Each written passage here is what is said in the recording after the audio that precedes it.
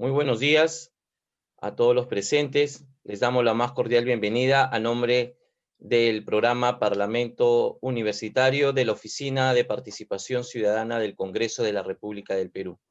Un día más nos encontramos aquí presentes para iniciar esta conferencia virtual. El tema a tratar el día de hoy es Conociendo la Constitución Política y estará a cargo del doctor Jorge Rioja Vallejos. El doctor Jorge Rioja Vallejos, quien es doctor en Derecho y Ciencias Políticas por la Universidad de Trujillo. También es doctor en Derecho por la Universidad Alas Peruanas, maestro en Derecho Constitucional por la Universidad Federico Villarreal, abogado por la Universidad Nacional Mayor de San Marcos. También es fedatario juramentado con especialización en informática por el Colegio de Abogados de Lima. Cuenta con estudios concluidos de maestría en Realidad Nacional, Defensa y Desarrollo del Centro de Altos Estudios Nacionales.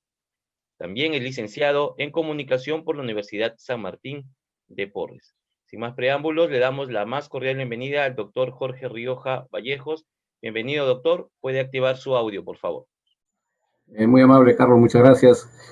Buenos días a todos los participantes y oyentes que nos permiten esta mañana intercambiar ideas con ellos.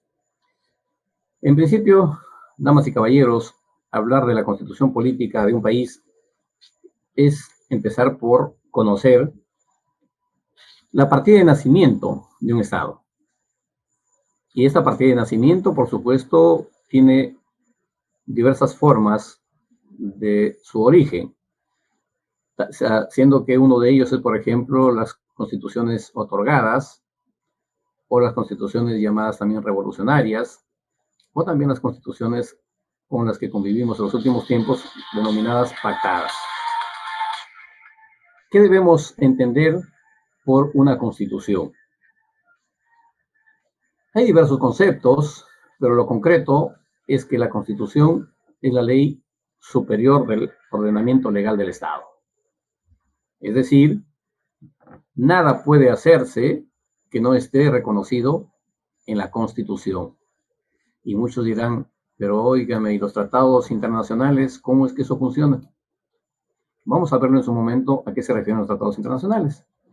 Siendo, por lo tanto, entonces, la Constitución la ley fundamental y superior del Estado, en la cual el constituyente, cuando hace la Constitución, nos declara y reconoce los derechos fundamentales que tenemos, en nuestro caso en el Perú, todos los peruanos. Y ojo, y también reconoce los derechos de los que no son peruanos, es decir, de todos los que vivimos en el Perú. ¿Para qué nos sirve entonces la Constitución como norma superior del Estado?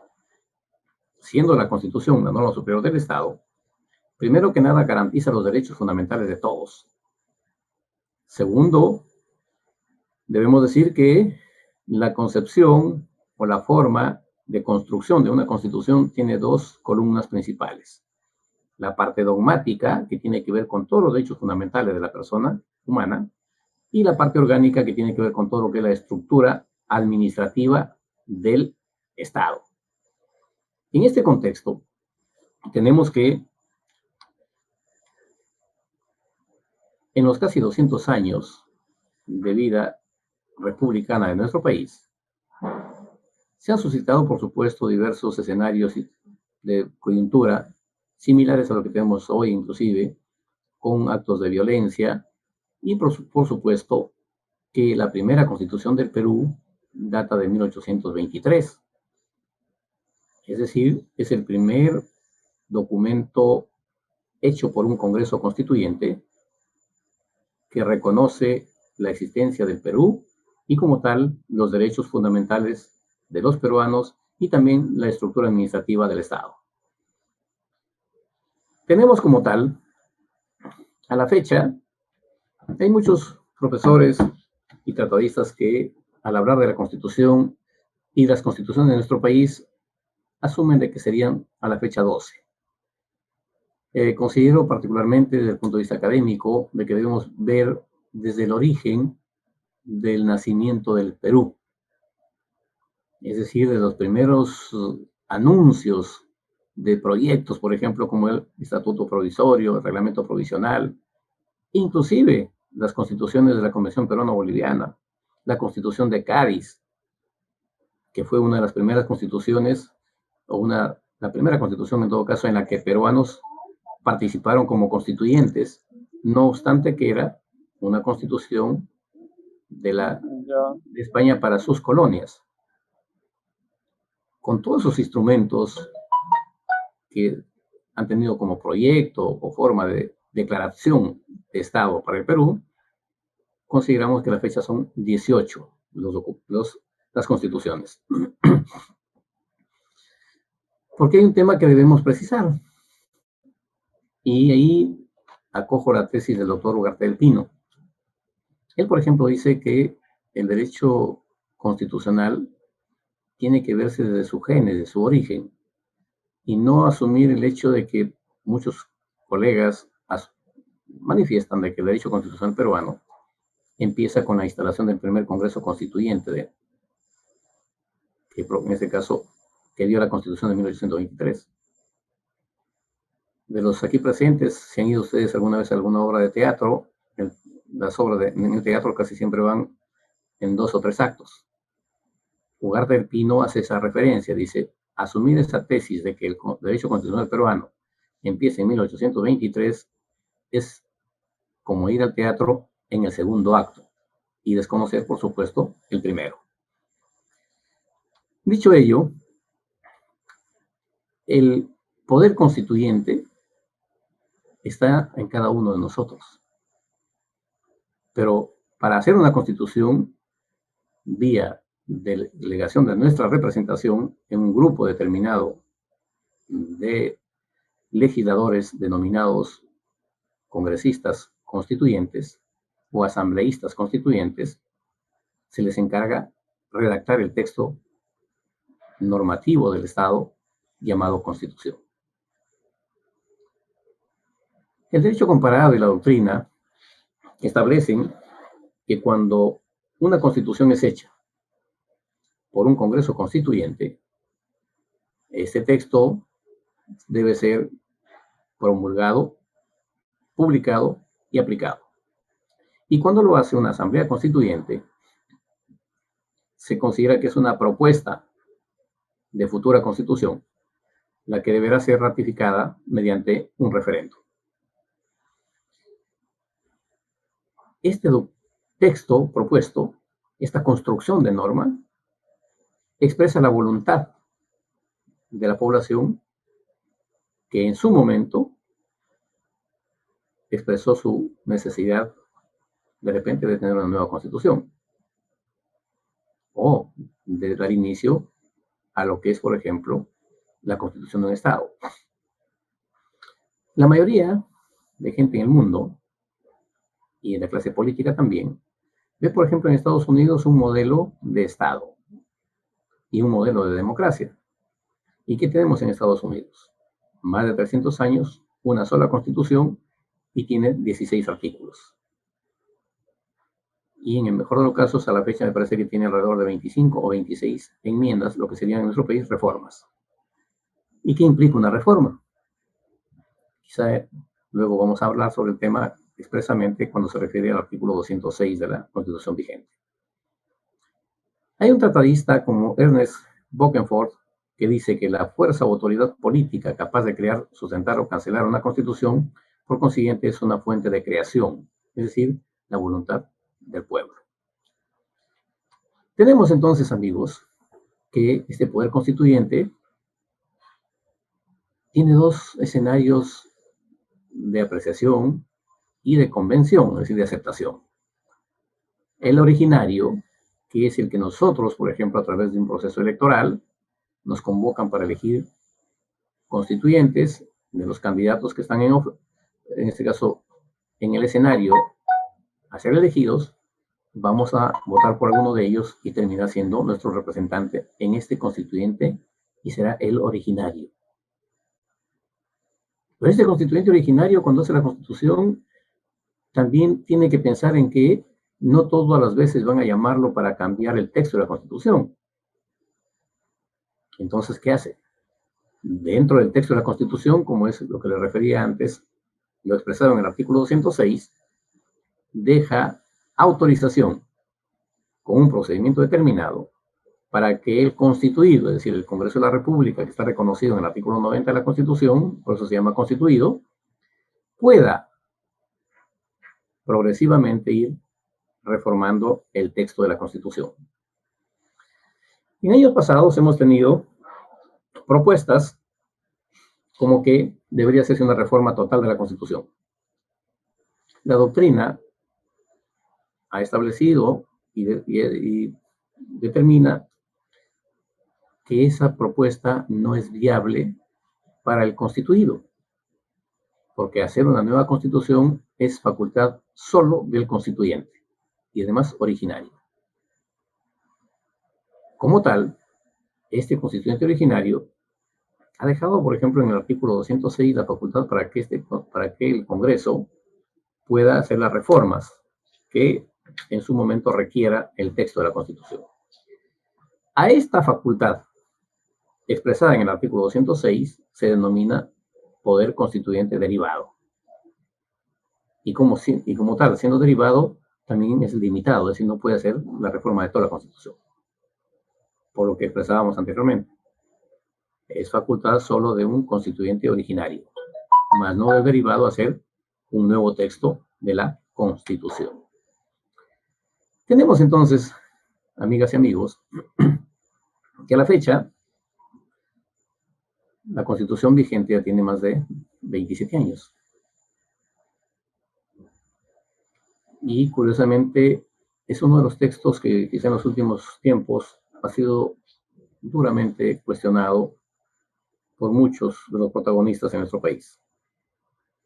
Pero en la realidad que tenemos, que tiene 27 años y es la segunda constitución en nuestra historia republicana, después de 1933, que tiene más vigencia en la realidad sociopolítica del Perú. La de 1933 tuvo una duración de 46 años y 3 meses.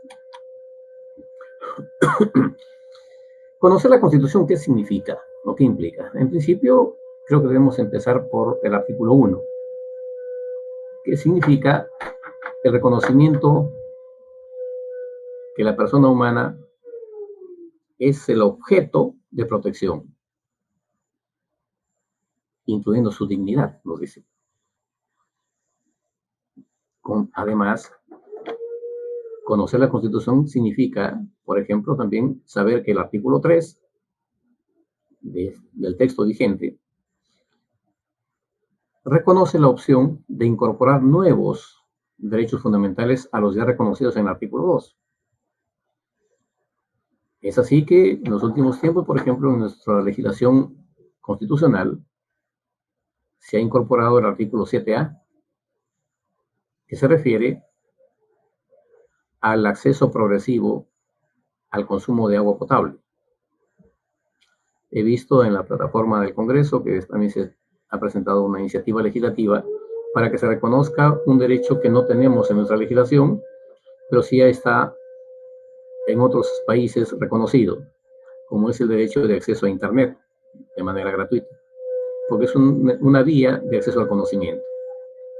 Y también tenemos derechos aún no reconocidos en la Constitución, el derecho a la verdad. Es decir, conocer la Constitución es saber qué nos corresponde, como también, por ejemplo, qué limitaciones tenemos. Y si nos referimos al contexto de la pena de muerte, que a muchos les asusta, tenemos que en el artículo 140, en relación a la Constitución del 79, se incorpora la pena de muerte por acto de terrorismo. Igualmente tenemos que en la Constitución actual es distinta a la del 79 en relación al legislativo, en el sentido de que con la Constitución del 79 teníamos 2 cámaras, la de diputados con 180 diputados y la de senadores con 60 senadores. Es decir, teníamos 240 parlamentarios hasta el año 92, con menos población y había más legisladores. Con la Constitución vigente tenemos con más población a la cual representar solo 130 congresistas y que están, por supuesto, reconocidos en el artículo 90 de la Constitución, que dicho sea de paso fue objeto también de reforma, porque el texto original establecía que los representantes eran solamente 120. Los cambios que trae esta Constitución en relación al año 79 es que reconoce a la Defensoría del Pueblo, también promueve la iniciativa privada en relación a lo que es la economía, ratifica lo que ya tenía la Constitución del 79 en relación a las comunidades campesinas y nativas, y hay un tema sí que disiente completamente respecto a la Constitución del 79 respecto a lo que es la llamada estabilidad laboral. Y también se le reconoce a los gobiernos regionales y locales o municipales el tema que tiene que ver con su autonomía política, económica y administrativa. Como tal, nos encontramos en que, referido a los derechos fundamentales, también son objeto de protección no solamente en el ordenamiento jurídico interno. Es decir, cuando hablamos de derechos humanos, nos encontramos vinculados a la Declaración Universal de Derechos Humanos, a la Comisión Interamericana de Derechos Humanos y a la Corte Interamericana de Derechos Humanos. ¿Y eso qué implica? Implica, amigas y amigos, de que tenemos que ubicarnos en el contexto de lo que es la soberanía jurídica del Estado. Y la soberanía jurídica del Estado tiene que ver con qué normas aceptamos que se cumplan o se incorporen en el ordenamiento jurídico interno. Es así que los tratados sobre derechos humanos, por esa nomenclatura, se encuentran vinculados a lo que es el artículo 55, 56 y 57 de la Constitución vigente. ¿Y eso qué significa?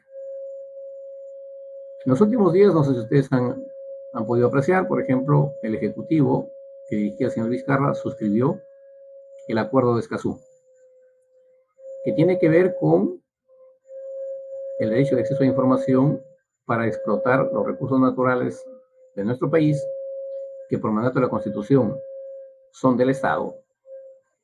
Se requería de alguna manera, digamos, el visto bueno de estos organismos supranacionales en relación a que si es posible o no explotarlos.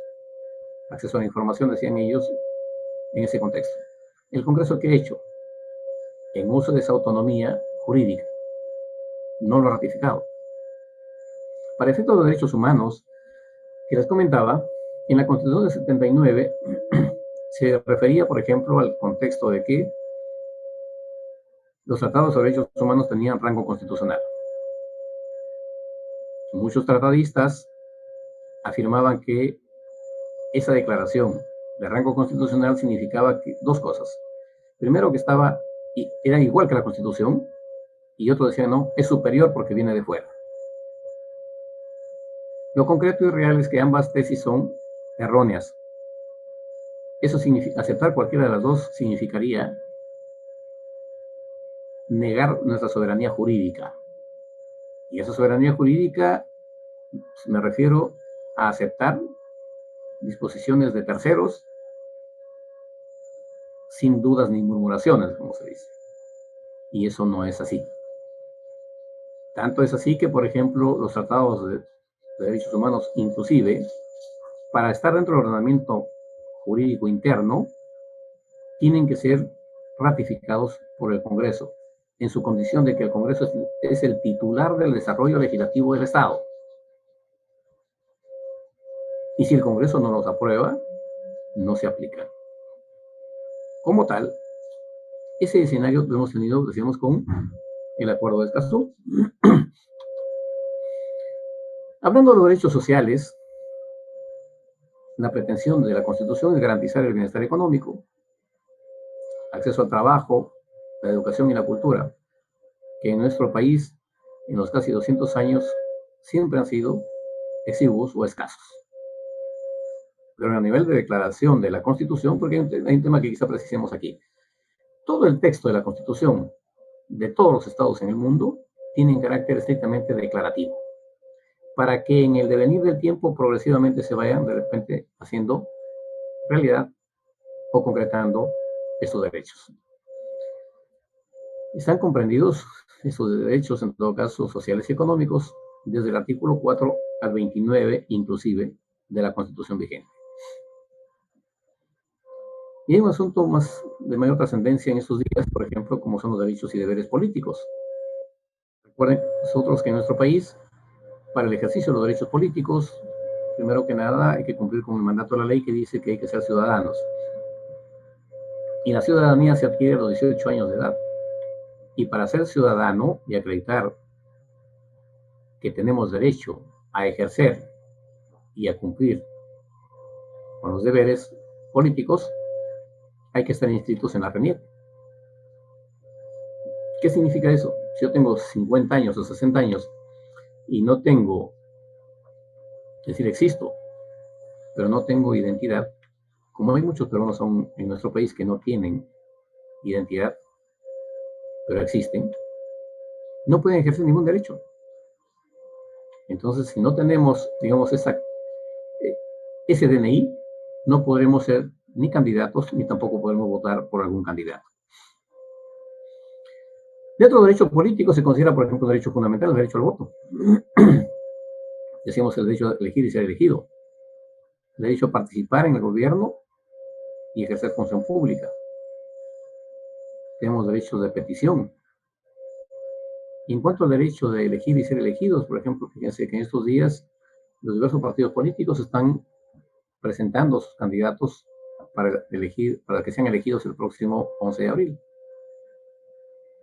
Y quienes no somos candidatos tendremos que elegir por alguno de los candidatos ofrecidos por los diversos partidos políticos. Tenemos también como deberes, que casi eso nunca se habla ni se dice, pero la Constitución lo expresa. ¿Qué deberes tenemos? Además de participar en los gobiernos municipales, regionales y en el gobierno nacional, honrar al Perú, proteger los intereses nacionales. Tenemos derecho y obligación de votar hasta los 70 años. Después es, digamos, opcional. Respetar el mandato de la Constitución. Y también, por supuesto, respetar las decisiones judiciales. En cuanto a la estructura del Estado, tenemos un escenario bastante complejo.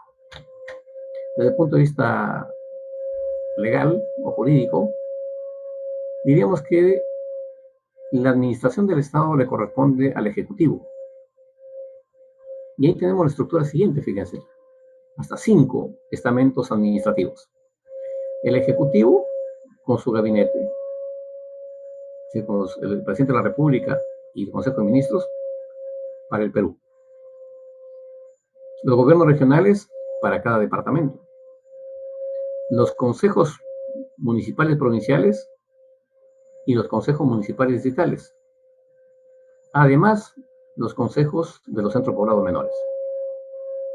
En estos 5 estamentos de la administración del Estado, que he visto estos días, también en la página web del Congreso se ha presentado un proyecto de ley solicitando facultades normativas para los municipios de centros poblados menores. Óigame, pero ¿esto cómo va a funcionar así? Hacemos la siguiente situación para poderlo entender mejor. El Ejecutivo administra los recursos del Estado. El Legislativo produce leyes y el Judicial imparte justicia. El Legislativo es el titular de la producción de leyes. Es decir, el único, digámoslo así. Pero hay un tema. No puede legislar para todos a la vez.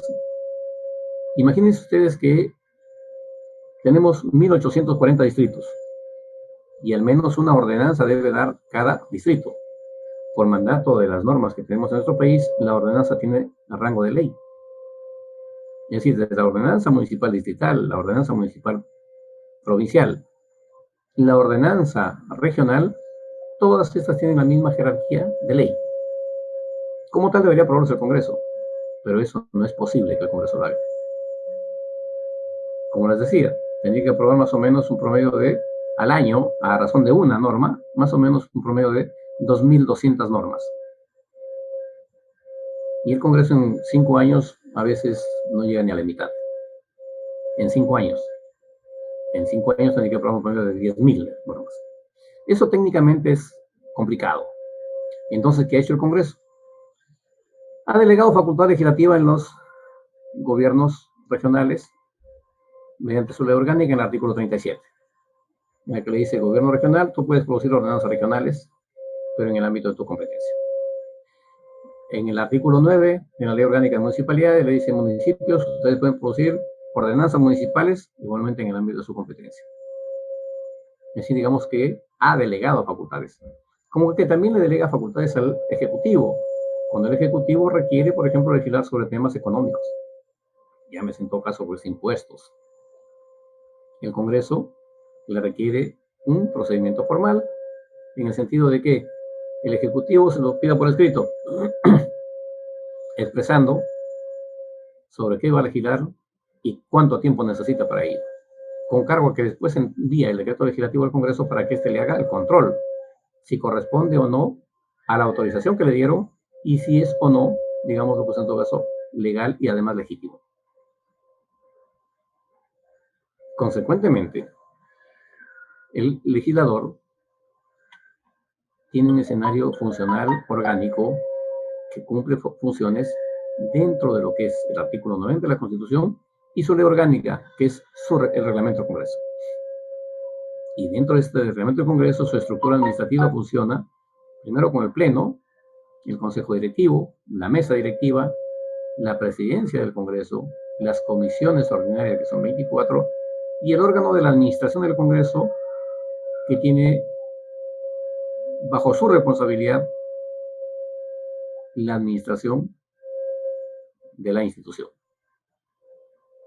Fíjense que el cargo, por ejemplo, de oficial mayor en el Congreso, es un cargo de suma importancia al escenario siguiente. Cuando, por ejemplo, se disuelve el Congreso, quien asume la representación de la institución como titular del pliego es el oficial mayor. Entonces, es, digamos, la parte administrativa y el soporte que tiene el Congreso. En este contexto, nos encontramos con que, dentro de lo que es la organización parlamentaria, decíamos que además de eso tienen de las comisiones ordinarias, está también la comisión permanente, los grupos parlamentarios. Que los grupos parlamentarios no son otra cosa que los partidos que vinieron con una representación determinada y requieren para ser grupo parlamentario tener mínimo 5 legisladores. Y con esos 5 legisladores, fíjense lo que tenemos, ¿no? Tendrían que participar en 24 comisiones. El reglamento del Congreso dice que un legislador no puede estar en más de 2 comisiones. Y así llegan bastante complicados, por decirlo menos. Sumado a ello, la tarea que cumple el Congreso es aprobar la legislación para el Perú, que por mandato del artículo 107 a 109 inclusive, dice que los congresistas de la República y el presidente de la República tienen facultades de presentar iniciativas de ley. Y ahí viene el contexto de la declaración de la Constitución. Para que esto sea viable, nos encontramos con el escenario siguiente. Cuando el presidente de la República presenta iniciativas legislativas, está sujeto a que tenga que ser aprobado por el gabinete. Por lo tanto, cuando un presidente de la República asume el mandato y va a tomar juramento en el Congreso, no podría presentar ninguna iniciativa legislativa. ¿Por qué? Porque no es competente, primero, para hacerlo de manera personal. Segundo, es elegido, no está en funciones. Tercero, requiere de gabinete y cuando juramenta no tiene gabinete. Tenemos entonces que ahí salvo que se haga el desarrollo en una ley expresa sobre ese mandato que le reconoce el artículo 107, podría el presidente, reitero, pero después que juramenta, no llevar su paquete de proyectos de ley el día que juramenta. Y nos encontramos con una situación particular, amigas y amigos. Respecto a lo siguiente, me refiero a que el Congreso, en su condición de titular del desarrollo normativo del Estado, es el que inclusive las iniciativas ciudadanas, por mandato del artículo 74 de su reglamento, tiene que procesarlas. Esto es, recibe la iniciativa legislativa, si es de los legisladores, es por grupo parlamentario. Luego, la oficialía mayor con el primer vicepresidente, aunque he visto en esta mesa última encargada al segundo, calificar a qué comisión deben ir esas iniciativas legislativas y lo derivan a las comisiones. Las comisiones van a emitir un dictamen aprobando o rechazando la iniciativa. Si lo aprueban, va a ser derivada al Consejo Directivo para que sea puesta en agenda para ser discutida en el Pleno. En el Pleno, por mandato del artículo 78 del reglamento, tiene que ser ratificada en una segunda votación de aprobarse el dictamen presentado. Y una vez ratificada en segunda votación, que también puede ser en la misma sesión a solicitud del presidente de la comisión informante, que se exonere de segunda votación, en ese mismo instante que se aprueba la exoneración o la votación en segunda votación, se constituye en autógrafa de ley. Esta autógrafa de ley, en derecho le llamamos cuasi ley, porque aún no es ley. ¿Es el texto de la futura norma? Sí, pero no es ley. ¿Y por qué no es ley? ¿O por qué es cuasi ley? Porque por mandato de la Constitución requiere que el Congreso envíe la autógrafa al presidente de la República, al Ejecutivo en este caso, para que en el lapso de 15 días tenga que promulgarlo, publicarlo y aplicarlo, o tenga que observarlo, o tenga que ignorarlo. Tiene tres opciones el Ejecutivo. ¿Qué pasa si lo observa? Si lo observa, vuelve al Congreso como proyecto. Y si el Congreso acepta esa observación, se denomina allanamiento. Pero el Congreso tiene también opciones ante esa realidad. Puede insistir en su proyecto o puede presentar un proyecto nuevo.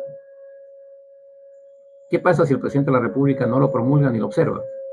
El presidente del Congreso queda facultado para promulgarlo.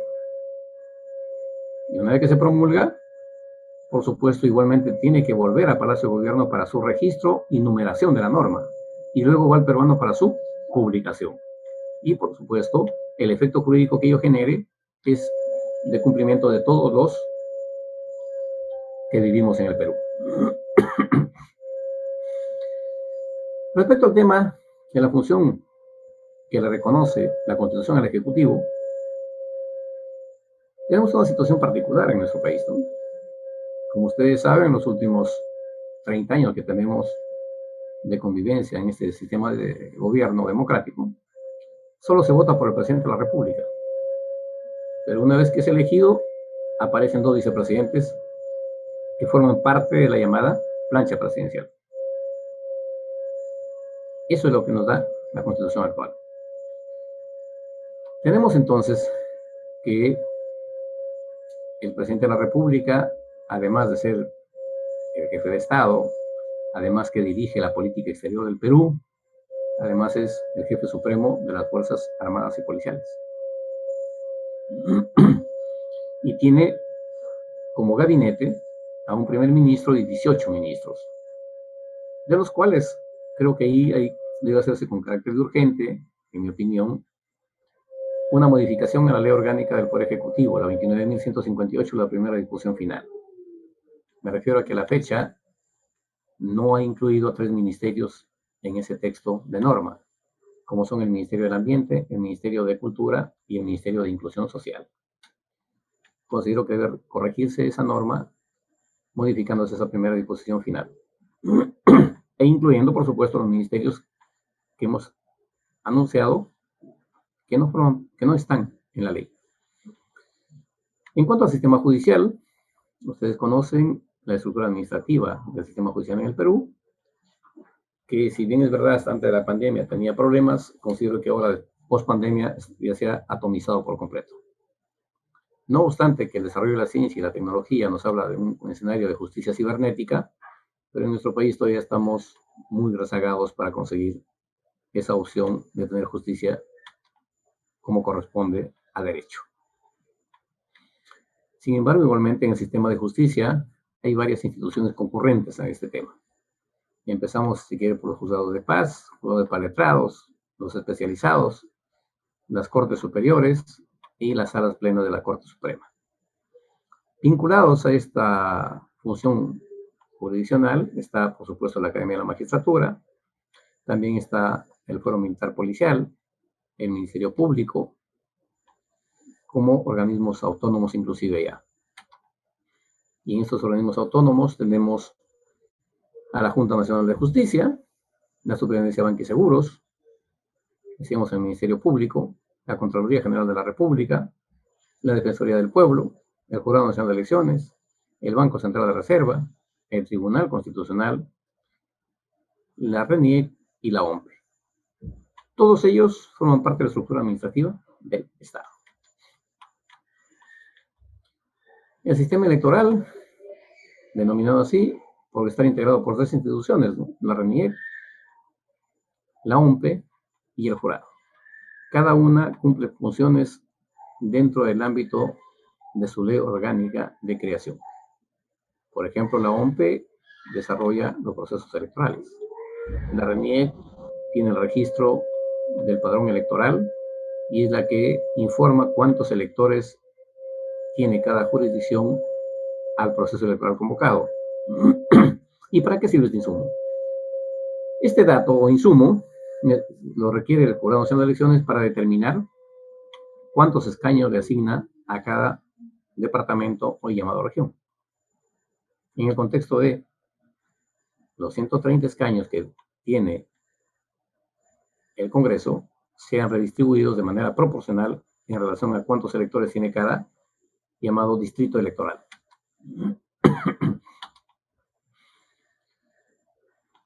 La composición de los integrantes del Jurado Nacional de Elecciones está dado por un representante que tiene que ser un magistrado en funciones de la Corte Suprema, un fiscal supremo, un representante de la Junta de Fiscales Supremos, un representante del Colegio de Abogados de Lima, un representante de las facultades de decanos de las universidades privadas, un representante de las facultades de decanos de Derecho, en este caso de ambos casos, de las universidades públicas, y con ellos se completan el colegiado del Jurado Nacional de Elecciones.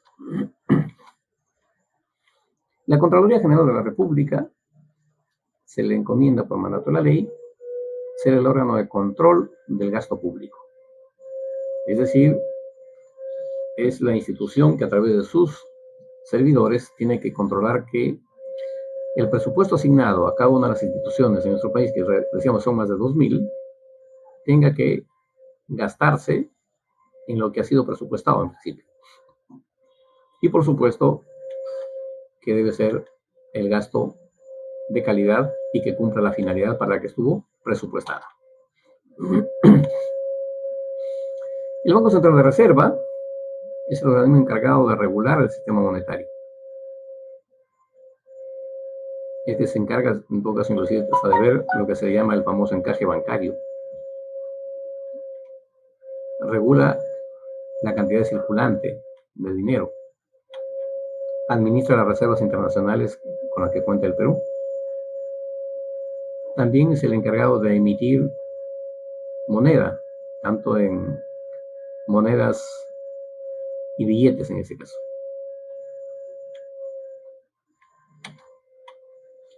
Y la Superintendencia de Banca y Seguros supervisa a las empresas bancarias, financieras y en los últimos tiempos hasta las cooperativas. Su representante es designado por el Poder Ejecutivo, pero tiene que ser ratificado por el Congreso y por un mandato de 5 años. Para precisar solamente el tema de lo que es el directorio del Banco Central de la Reserva, los funcionarios que dirigen esta institución son 7, de los cuales el presidente de la República propone a su presidente y a 3 directores. El Congreso ratifica al presidente y también propone 3 directores. Es decir, entre el Congreso y el Ejecutivo completan el directorio del Banco Central de la Reserva. La Junta Nacional de Justicia está integrada por 7 consejeros y su mandato es por 5 años. Su función principal es nombrar jueces y fiscales titulares en todas las Cortes de Justicia del Perú, desde jueces de paletrado hasta jueces supremos. Hay un tema interesante que quizá no se advierte o pasa desapercibido, como es, por ejemplo, la función sancionadora que tiene el Congreso, que muy poco se habla, o muy poco se difunde en todo caso. Y nos estamos refiriendo a que el Congreso de la República tiene facultad sancionadora e inhabilitante para el ejercicio de la función pública. Por ejemplo, puede destituir magistrados del Tribunal Constitucional, magistrados del Jurado Nacional de Elecciones, fiscales supremos, jueces supremos, defensor del pueblo inclusive, y también los magistrados de la Junta Nacional de Justicia.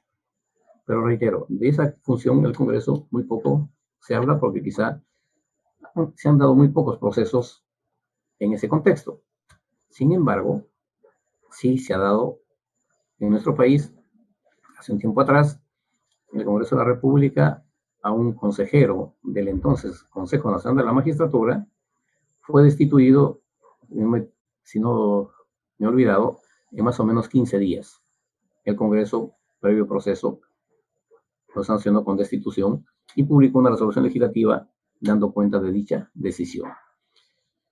El Tribunal Constitucional, ahora, desde su creación, está integrado por 7 magistrados, cuyo mandato que le otorga en todo caso la designación o elección por el Congreso de la República es por 5 años y no pueden ser reelegidos. Entramos al contexto de que nos asiste a todos, las llamadas garantías constitucionales. En nuestro país, por mandato de la Constitución, en su artículo 200, nos reconoce las garantías constitucionales de las cuales, o a través de las cuales, podemos hacer uso para proteger nuestros derechos fundamentales.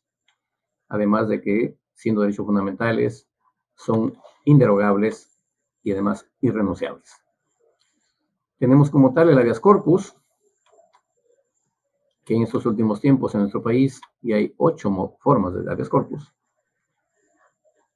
El amparo o proceso de amparo, el habeas data, la acción de inconstitucionalidad, la acción popular, la acción de cumplimiento, y hay un tema que quizá no está en la Constitución, pero se ha desarrollado en la Ley Orgánica del Tribunal Constitucional, como es el conflicto de competencias normativas.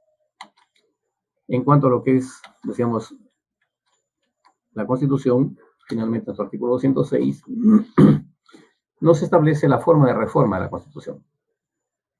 En días pasados, ustedes son testigos de excepción, el Congreso ha aprobado un proyecto de reforma de la Constitución que tiene que ver con lo que es la inmunidad parlamentaria.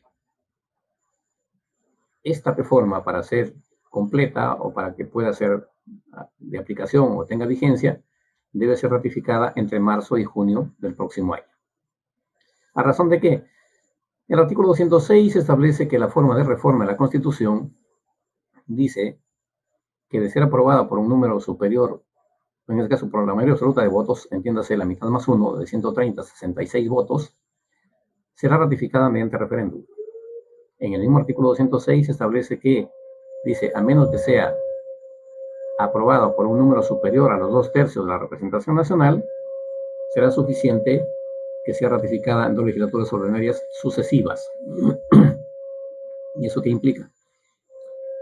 Implica de que si tiene al menos 87 votos, que son los votos con los que se elige al defensor del pueblo y también a los magistrados del Tribunal Constitucional, puede ser ratificada por igual o una superior votación en una segunda legislatura ordinaria sucesiva. ¿Cómo funciona esto? Una vez elegido el Parlamento, se elige por 5 años, que es su periodo legislativo. Pero estos 5 años se distribuyen en 5 años legislativos.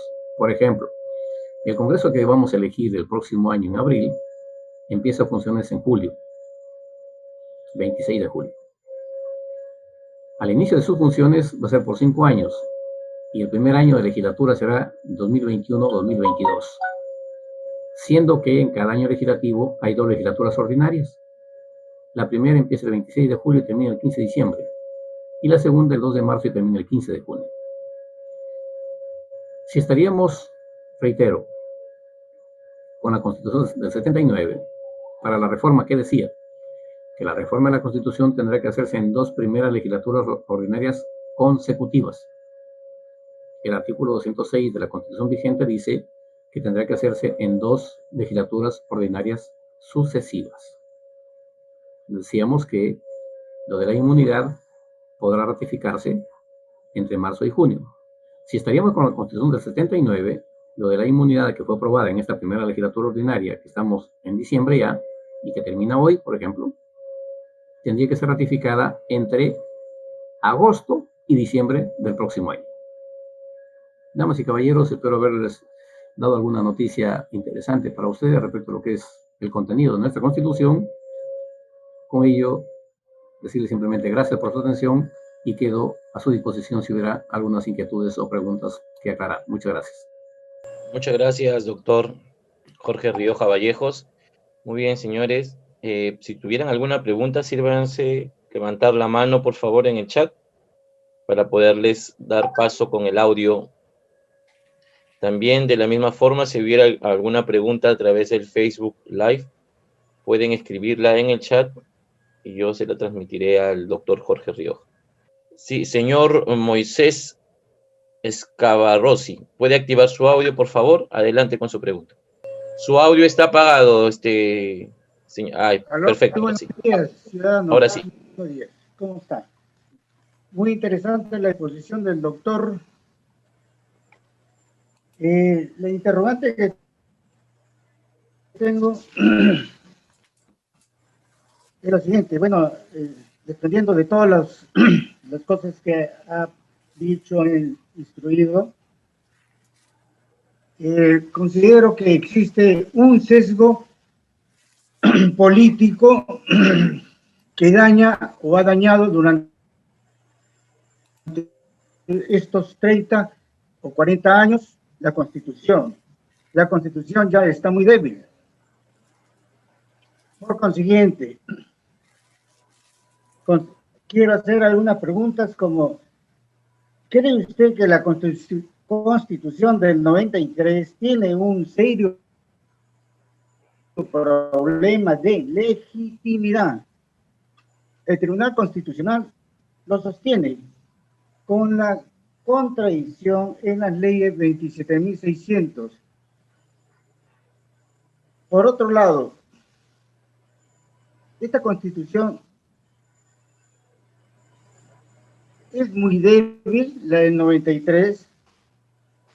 Me refiero a esto, ¿por qué? Porque existe una crisis política ya venida de hace mucho tiempo, especialmente ahora que se va a hacer la elección de un nuevo presidente y congresistas. En cuestión de la cuestión de confianza que se viene pidiendo por los congresistas, el mismo Ejecutivo que pide la disolución del Congreso, la vacancia por incapacidad moral.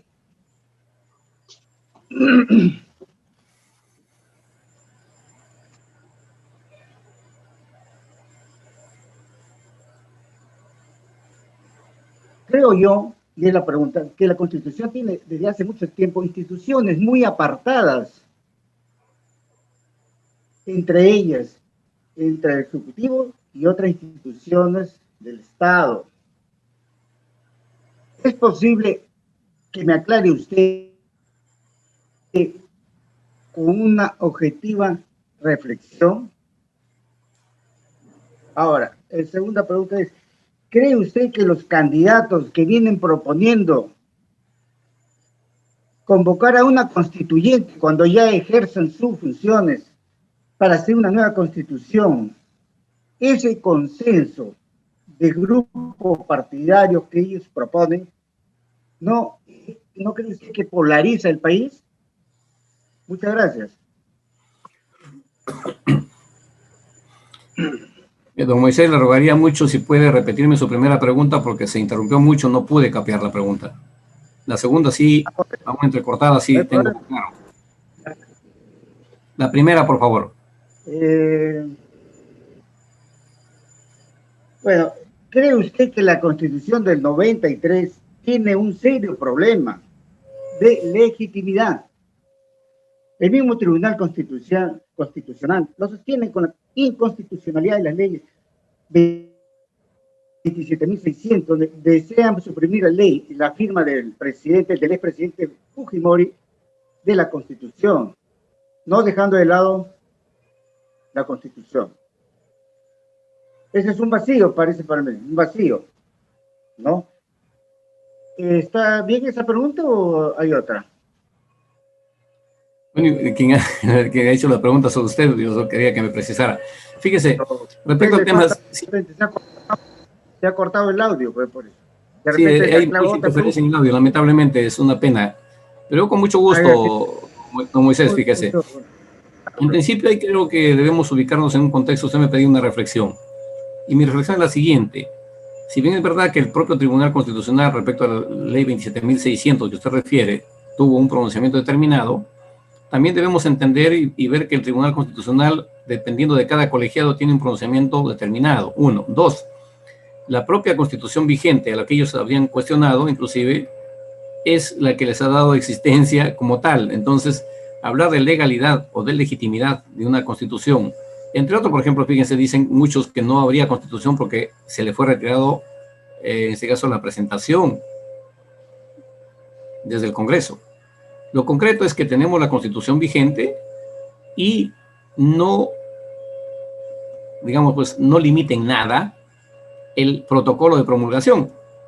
Está vigente, el ordenamiento legal que tenemos es el que se aplica, los congresistas están por el mandato de esta Constitución, los magistrados del tribunal también, y todos los estamentos del Estado, de la administración pública, los gobiernos regionales igual. Sin embargo, también usted me refiere respecto de si polarizan o no la petición de una nueva Constitución. En días pasados hemos sido testigos presenciales, en todo caso, de las manifestaciones que se han dado en las calles del Perú. Curiosamente, interpandemia, se diría. Y en ese momento hacía una revisión precisamente de las normas, en el sentido de que ya, digamos, pues la realidad sobrepasó el mandato de la norma. ¿Qué debe pasar o qué debe hacerse en ese contexto? Un acuerdo político respecto de la nueva realidad y dar normas que correspondan a tener que darnos una convivencia social en paz y armonía. Más allá de eso, la polarización no nos lleva a ninguna parte, más allá que de repente a muchos al cementerio. Pero eso no es la naturaleza del ser humano. La naturaleza propia del ser humano es convivir en paz y armonía en un ordenamiento legal donde tengamos todos claramente establecidos los límites del ejercicio de nuestros derechos.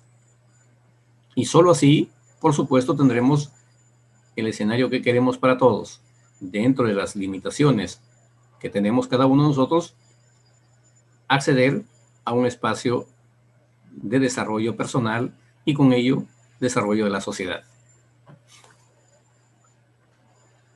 La otra pregunta no me ha respondido, doctor. ¿Respecto de qué era? Era sobre por qué las instituciones están muy apartadas, ¿no? Desde hace mucho tiempo. ¿Por qué? ¿A qué se debe? El Ejecutivo, el Constituyente, esto, ¿por qué? Con mucho gusto, don Moisés. Fíjese, En este caso, esta charla y esta conferencia tiene carácter estrictamente académico. Y en ese aspecto debo decirle lo siguiente: la apreciación que usted tiene, en mi opinión, es producto de que las autoridades que elegimos no conocen la realidad sobre la cual van a tomar decisiones. Y creo que debemos empezar por ahí, en el sentido de que debemos elegir a quien realmente conoce qué es lo que debe hacer, cómo hacerlo, para beneficio de los que va a representar, y no tener que tomarse una representación para aprender a ver qué hace. Y ahí viene el tema siguiente: es responsabilidad de los partidos políticos el tener que poner a sus candidatos que sepan que efectivamente van a ofrecer soluciones y no ser parte del problema. Muy bien, muchas gracias. No me responda una chiquita más. Corrobora con el día de ayer, nada más. Sí, dígame. Corrobora con lo que dije el día de ayer. Principios, valores, ética del congresista, del futuro congresista, que es una decisión compartida, o es un problema también de los grupos partidarios, pero también de la persona, cómo se forma.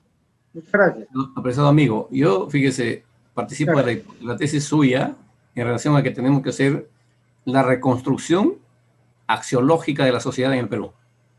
No podemos estar, digamos, pues mirando de costado, viendo el contexto de descomposición social y no impulsar procesos de tener que empezar por valorar al ser humano en su magnitud que corresponde, respetar lo que es el bien ajeno, y no solo ello, sino que tener que vigilar de que los recursos del Estado se inviertan en lo que corresponde al bienestar de la sociedad, y no simular ejecución de obras para tener que inclusive tener a la fecha muchas obras canceladas y ni siquiera iniciadas en su construcción en muchas partes del Perú. Muchas gracias, doctor Jorge Rioja. Muchas gracias al ciudadano Moisés, que nos acompaña prácticamente todos los días en estas conferencias virtuales. Muchas gracias. Muy bien, a través del chat, el ciudadano Roberto José me ha pedido el uso de la palabra. ¿Puedes activar tu audio, por favor, y formular tu pregunta? Sí. Buenos días a todos mis conciudadanos por participar. Y asimismo quiero agradecer al Congreso de la República por promover esta conferencia, que son muy importantes para nuestra formación política, como a la vez nos convierte en buenos ciudadanos. Bueno, doctor Rioja, tengo 3 preguntas que formularle. Pregunta 1. ¿Por qué se dice que la Constitución de 1979 fue un antes y un después en la historia y el avance constitucional en el Perú? 2. ¿Cuál es la diferencia entre un Estado clásico de derecho y un Estado constitucional de derecho? 3. ¿Cómo puedo defender la Constitución? Bueno, sobre la tercera pregunta, creo que es muy importante porque hace una semana, ¿no? El Perú nuevamente vivió otra crisis política, y lamentablemente nuestra ciudadanía nacional cree que cambiando la actual constitución es la solución de todos los problemas vigentes, pero en realidad no es así. Como dijo Marcial Rubio, la Constitución no necesita un cambio total, sino unos ajustes en su estructura de los poderes del Estado, en su régimen económico y algunos cuantos ajustes, pero no una reforma total, que a final de cuentas va a retrasar todo el avance jurídico que hemos tenido durante estos varios años, y, y como y esa, y esa estabilidad imposible, ¿no? Que hemos tratado de preservar durante todos estos años. Espero que me responda estas 3 preguntas. Gracias. Con mucho gusto, Roberto. Si fueras tan gentil, ¿podría precisarme la primera pregunta? Porque la encontré un poco confusa. Ah, sí. Bueno, la primera, ¿no? Sí, por favor.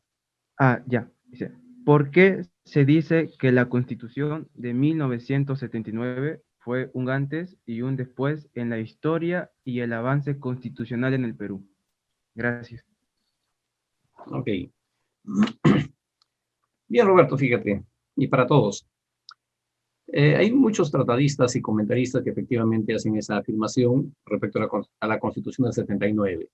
Debemos precisar que la Constitución del 79, para nuestro ordenamiento legal, trae novedades, como por ejemplo el Tribunal de Garantías Constitucionales. Por ejemplo, instituye lo que es hoy la Fiscalía de la Nación. Y el antes y después se refiere a todo el escenario que hemos tenido de marchas y contramarchas en la historia de nuestro país. La Constitución del 79, como diríamos muchos, en el Perú, de alguna manera le da mayor estabilidad y empoderamiento a los ciudadanos respecto al ejercicio de sus derechos políticos. Y por supuesto reconoce el fin supremo del Estado, que es el proteger a la persona humana. En relación al tema del llamado Estado Social de Derecho y Estado Constitucional de Derecho, en los últimos tiempos se denomina ya Estado Constitucional de Derecho y Democracia inclusive en nuestro país, producto de que la mayoría de los enunciados de la Constitución, digamos que se están haciendo evidentes en toda magnitud. Fíjate, inclusive se llega a incurrir en error, digo yo, hasta por exceso quizá de tratar de tipificar cosas. Me refiero a lo siguiente. A todos los jueces que ven temas de garantías constitucionales en nuestro país, dicen que son jueces constitucionales. Como si los jueces civiles, penales, administrativos, de familia y todo el sistema judicial en el Perú no fuera constitucional. ¿Qué debemos decir entonces? Que es un estado de justicia constitucional. Por supuesto que sí, porque todo se ampara en la Constitución, que estamos no habituados a manejar un lenguaje inclusivo de repente, sino al contrario, excluyente. Imagínate el Código Procesal Constitucional. Ah, dicen, sí, pues tenemos un Código Procesal Constitucional. No, mis amigos, el Código Procesal Constitucional se aplica a todos los estamentos de justicia ordinaria, es decir, civil, penal, administrativa, y todos los ámbitos de la justicia. El Código Procesal le falta ahí una palabra, o dos palabras en este caso. Es Código Procesal de Garantías Constitucionales. Le falta el de garantías. No es que ese código se usa para todos los procesos, de ninguna manera. De alguna forma se usa de manera complementaria, tal vez, pero resulta ser una norma o un código que solo debe ser aplicado y se aplica en todo caso en el contexto de lo que son las garantías constitucionales, artículo 200 de la Constitución. A partir de ahí, fíjate, se empieza a llamar todo Estado Constitucional de Derecho. Y todos hablan del Estado Constitucional de Derecho. Oiga, ¿pero a qué se refiere? Es como, por ejemplo, como dicen, no señor, usted no tiene derechos fundamentales, usted tiene derechos constitucionales. Óigame, yo tengo derechos fundamentales, sí. Tengo derechos constitucionales, sí. Y también tengo derechos humanos, sí. Oiga, y también puedo ser objeto y sujeto de que me proteja el derecho internacional humanitario. También, claro que sí. Pero todo en su escenario. En nuestro país, por ejemplo, los derechos fundamentales son inherentes a nuestra persona. ¿También son constitucionales? Sí. ¿Y por qué? Porque están enunciados en la Constitución. ¿Y también son derechos humanos? Sí. ¿Pero cuándo? Cuando yo salga del Perú. Porque las normas que tengo en mi país tienen carácter y alcance estadual, es decir, para el Perú. La Constitución, por ejemplo, no me protege si salgo de Ecuador o Chile o me voy a Francia. ¿Qué me protege? La Declaración Universal de Derechos Humanos, que está vinculada a la cuarta disposición final de la Constitución vigente. ¿En qué contexto? En el contexto que ante un escenario de que no soy nativo de un país, por ejemplo, de los países miembros de la Unión Europea, pero me encuentro allá por circunstancias X y soy agredido de repente por una turba o la policía, ¿quién me protege? ¿La Constitución francesa? No, no soy francés. Pero sí me va a proteger la justicia francesa, producto de la aplicación de estos tratados a los cuales el Perú está adscrito. Gracias. Muchas gracias, doctor Rioja. Ciudadano Lindo, B. Lindo, por favor, puede activar su audio. Ha levantado la mano en el chat.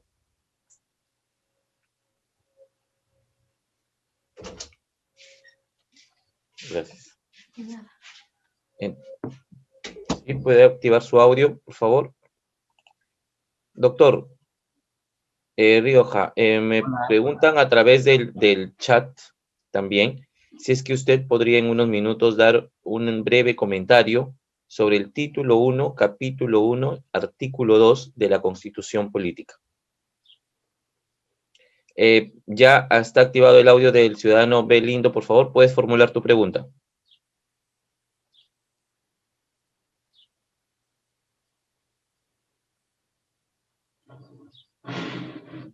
Hola, hola.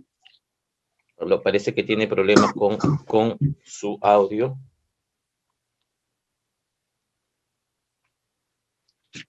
Parece que tiene problemas con su audio.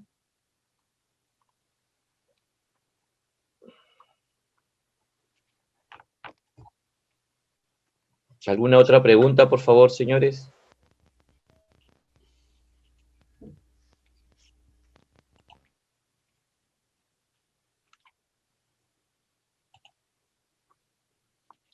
Me indica que va a escribir su pregunta porque tiene problemas con su audio.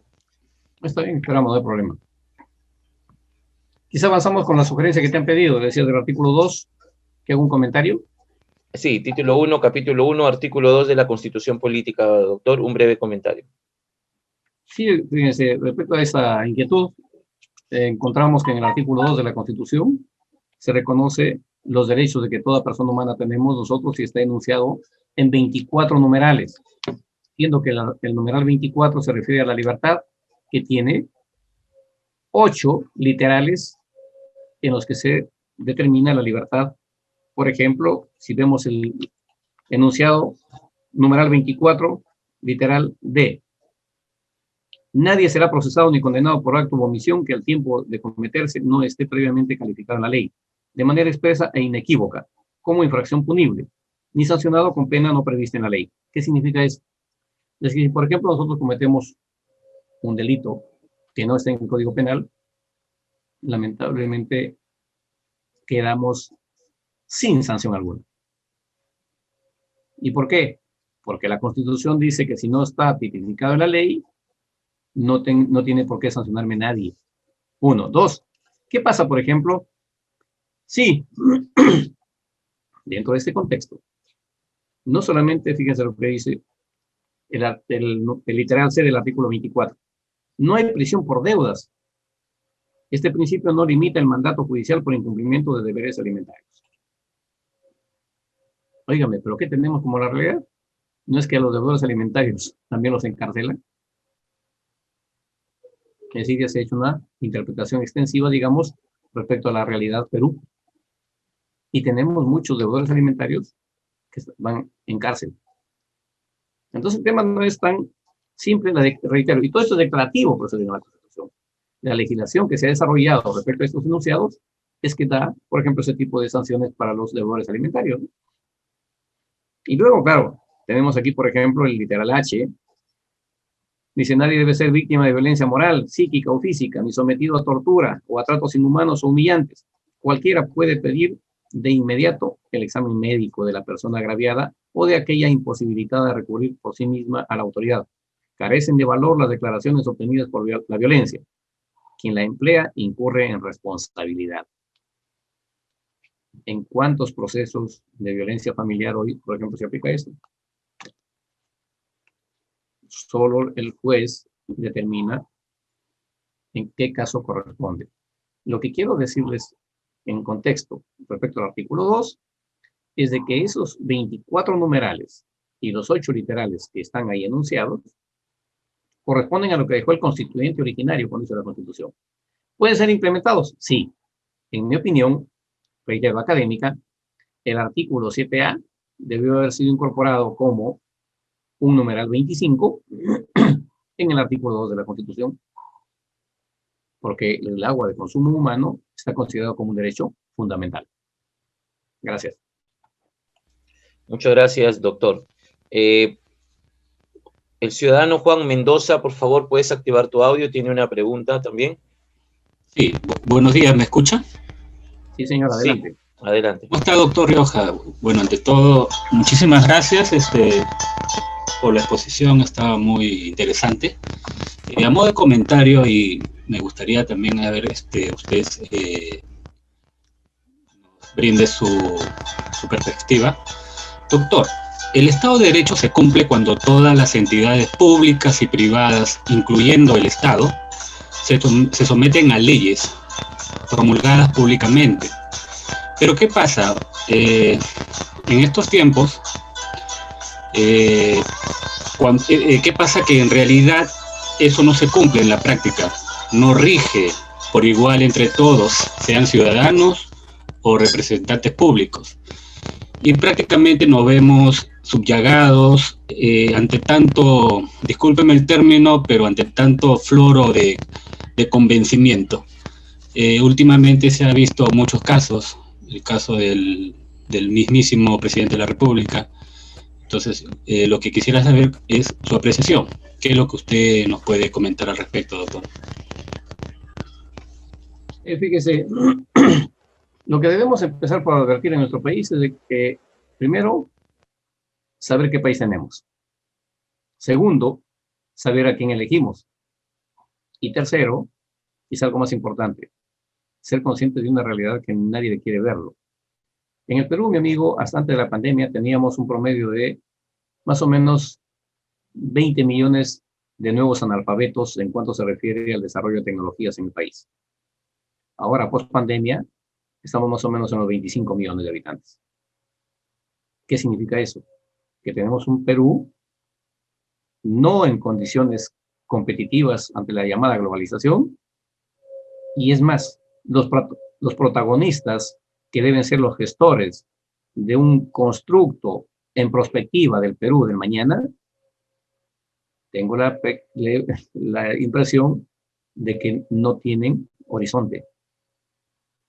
En ese contexto, reitero, son los partidos políticos y nosotros, los ciudadanos, los obligados a elegir dentro de la diversidad que se nos ofrece a quienes consideremos que son los mejores candidatos o que estén mejor preparados para que nos representen. Ojo, un congresista por el partido A, B o C o Z, que es elegido ante nuestro Parlamento, nos representa a todos, no solamente a quienes votaron por él, no solamente a su partido, nos representa a todos los peruanos.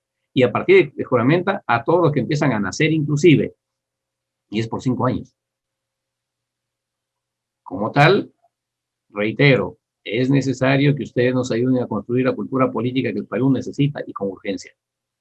Y esto es ayudándonos a pedirle a la gente que empiece a votar por quien efectivamente consideramos que conoce de los problemas y conoce cómo resolverlos. Imagínense ustedes encontrar un candidato que ofrece construir puentes. Imagínense ustedes un candidato que ofrece construir un hospital. Hace unos 10 años atrás encontré en Moquegua un candidato que ofrecía nombramiento a todos los contratados del sector público. Claro que fue elegido, pues asumo que confiaron en que iba a ser así. Terminó su mandato y fue a reelección. Por supuesto que nunca fue reelegido. ¿Por qué? Porque creo que usó esa opción de conseguir nombramiento, cosa que no puede, porque el único que puede disponer de recursos del Estado en cuanto a mercados económicos es el Ejecutivo. El Congreso no. El Congreso o el congresista solo tiene facultades para ejercer su función y percibir, como todos los funcionarios públicos, su sueldo por cumplir esa función. Muchas gracias, doctor Rioja. A ver, el ciudadano Darwin Nepsiosup, por favor, si puedes activar tu audio. Sí, buenos días.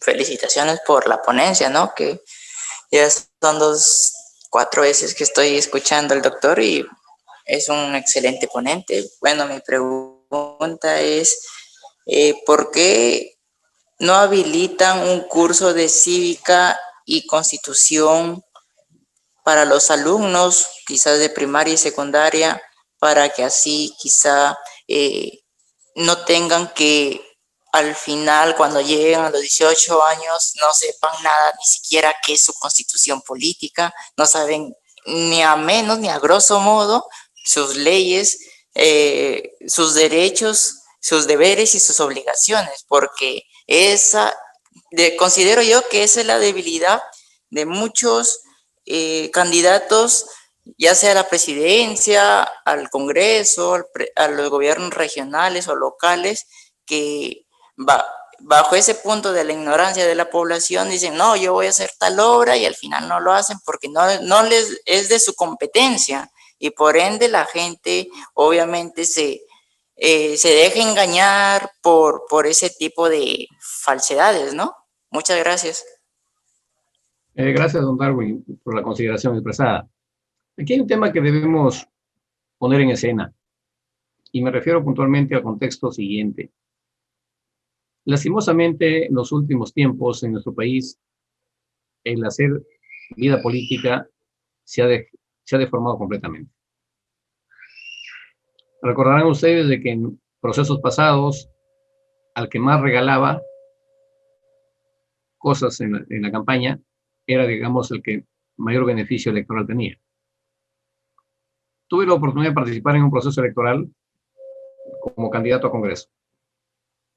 En ese entonces, mi única oferta era ayudar a que se resuelvan los problemas de la región en la que postulaba.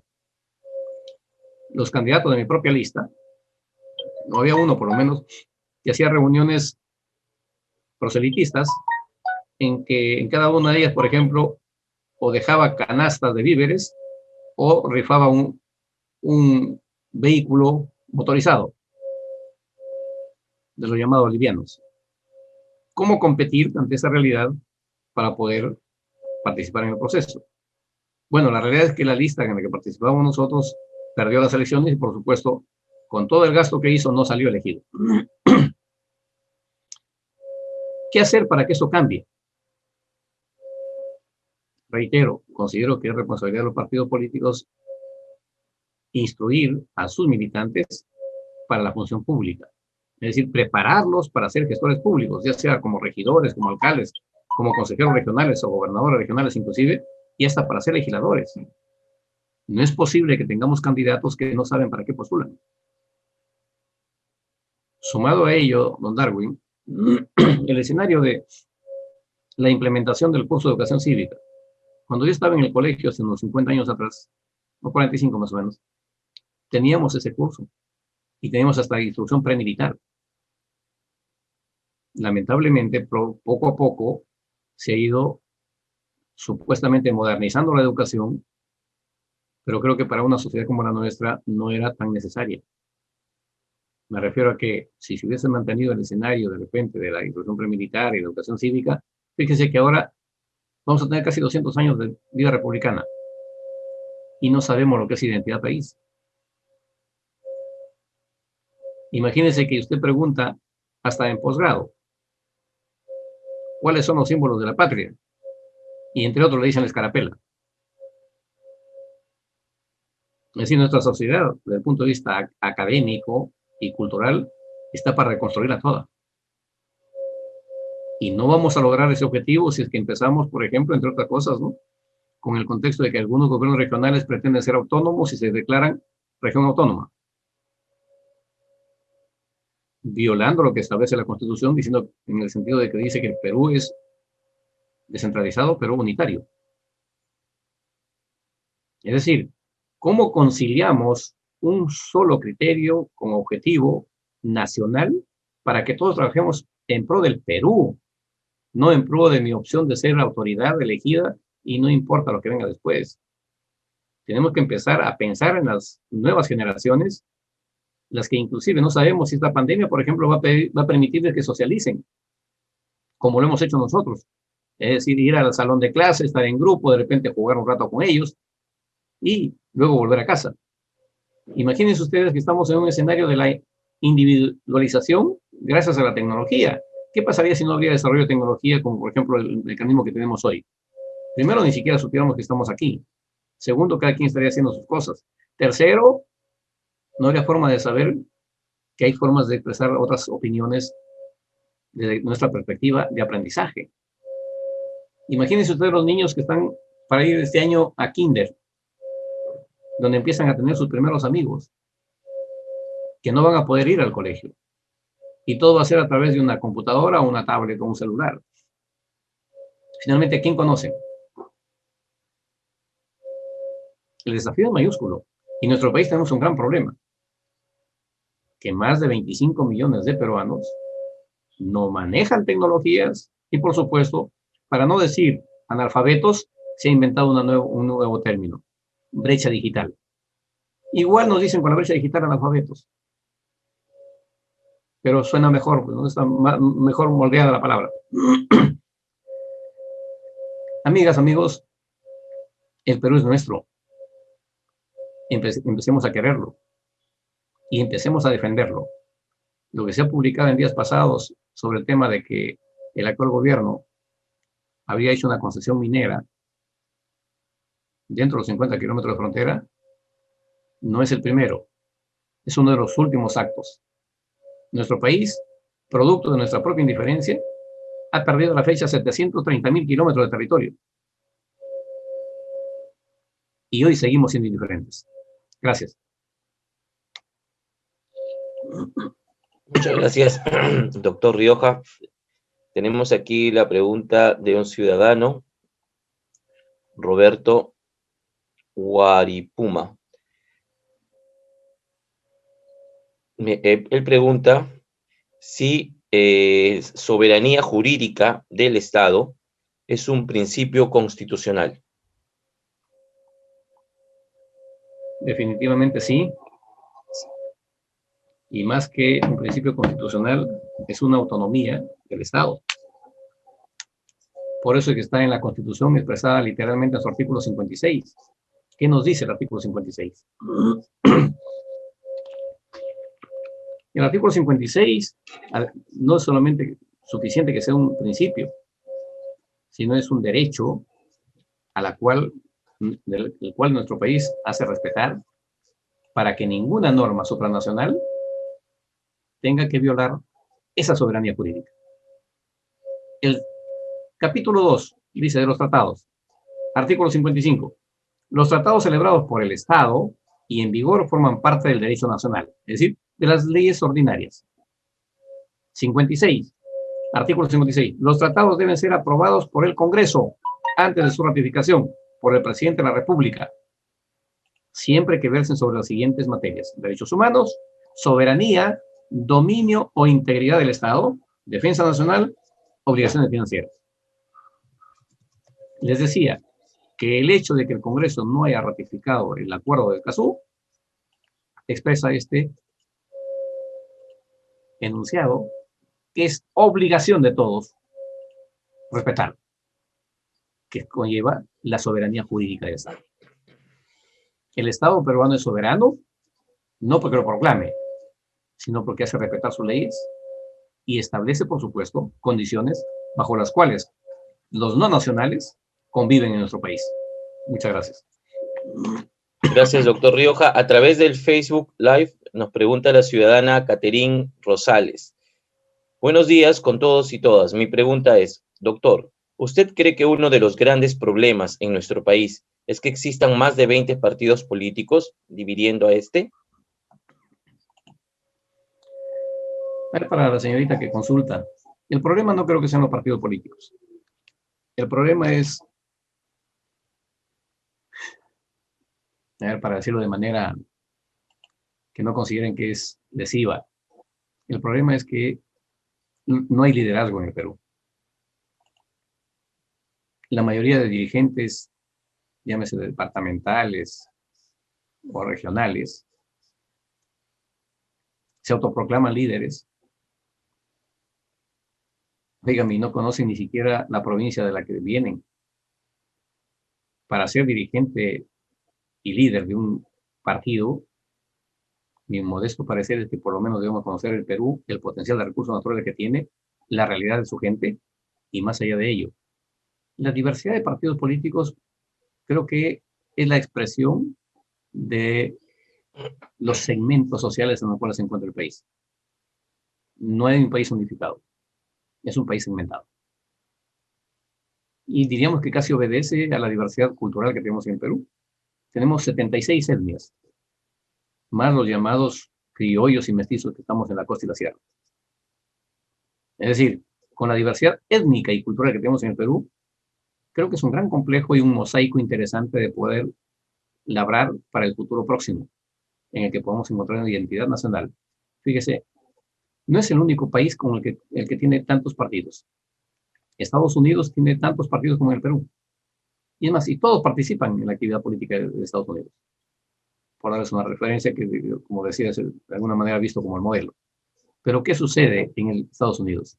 Su población, sus electores, que además es voluntario el voto, tienen la opción de alternar a los partidos políticos que han hecho gobierno en Estados Unidos. Los liberales o demócratas. Tanto es así que si un liberal es el gobernante, le dan, perdón, los demócratas y republicanos. Si a un republicano le dan el mandato, lo hace bien, lo reelige. Al siguiente periodo entra un demócrata. Pero si este no lo hizo bien, al siguiente periodo entra un republicano. Es decir, la alternancia entre los partidos creo que es una buena forma de darle estabilidad de gestión pública, inclusive a un Estado. Aquí tenemos, amigos, un escenario crítico, sí, difícil, sí, poco entendible también. Por ejemplo, fíjense, tenemos como un referente en este caso, de concentración de voluntades o de confluencia llamada, el Acuerdo Nacional. ¿Cuántos cumplen ese Acuerdo Nacional? A la fecha creo que nadie. ¿Por qué? Porque los que firmaron ese acuerdo fueron hace 15 o 20 años atrás. Ninguno es protagonista en el quehacer político. Pero todos invocan el Acuerdo Nacional cuando hay problemas de carácter sociopolítico. Por lo tanto, la diversidad de partidos no es el problema. El problema es las gentes que dirigen los partidos. Gracias, doctor. El ciudadano Lindo, Lindo, que no pudo activar su audio, ha mandado por el chat y pregunta, con respecto a la constitución política, según su experiencia y los conocimientos ya obtenidos, ¿cree usted que deberíamos mejorar la constitución política? En el texto de la Constitución considero que hay muy pocas cosas que pueden adecuarse a la nueva realidad del país. Entre otras, por ejemplo, soy de opinión que debe reformarse el artículo 62 de la Constitución respecto a las concesiones por los llamados contratos ley.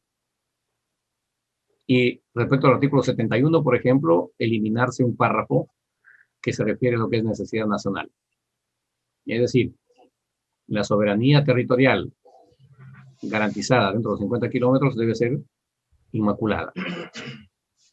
Además de ello, en el contexto, por ejemplo, del quehacer político, yo diría que quizá habría que hacerlo un enunciado constitucional en el sentido de que todo aquel ciudadano que ejerza la actividad política en nuestro país y que esté involucrado o sentenciado por temas de corrupción, por ejemplo, es su último acto político, social. Además de cumplir su pena y que no debe tener beneficio penitenciario, su patrimonio y el que tenga a través de terceros debe revertir a favor del Estado. Además de inhabilitarlo de por vida que pueda volver a participar en la gestión pública. Porque creo que no tiene sentido de que alguien que ha hecho mal uso de los recursos del Estado tenga que volver a ser autoridad. Bien, doctor Rioja, tenemos una última pregunta. A ver, dice, ¿cómo podemos crear y fortalecer la cultura de respeto y obediencia al ordenamiento jurídico en la nación? También el ciudadano propone que el Congreso promueva un curso de liderazgo político. En verdad, yo creo que la tarea empieza por el sector de educación. Si bien es verdad que la clase política en nuestro país de repente sería la más indicada, la llamada de inmediato a tener que cubrir ese espacio, no se puede educar a un adulto a que reconstruya su escenario axiológico si viene mal formado desde niño. Muy pocos quizá lo hagan. Como tal, creo que corresponde al sector de educación y que como una política de Estado tenga que implementarse cursos, como decía don Darwin, no solamente de educación cívica, sino también de defensa nacional desde que van al kinder. Mostrarles qué país tenemos y que es obligación de todos defender su integridad territorial. Y no esperar, por ejemplo, que estemos a nivel de secundaria o de posgrado inclusive, que Defensa Nacional sea un curso como electivo y que a nadie le importa finalmente porque está vinculado o completamente sesgado a que supuestamente la Defensa Nacional estaría solamente de militares. Y eso no es así. La Defensa Nacional es responsabilidad de todos, además de los militares. Listo, muy bien. Muchas gracias, doctor Rioja Vallejos. Muchas gracias a todas las personas que han participado el día de hoy de nuestra conferencia virtual. Los esperamos también el día de mañana. Recuerden que una vez que ustedes se inscriben, los links de la sala Zoom son enviados a los correos que han proporcionado a partir de las 9 de la noche, dando tiempo a que se puedan inscribir más personas. Las salas serán habilitadas a partir de las 9:30 de la mañana y también estaremos transmitiendo a través del Facebook Live. Recuerden que mañana la conferencia virtual tratará sobre cómo elaborar un proyecto de ley.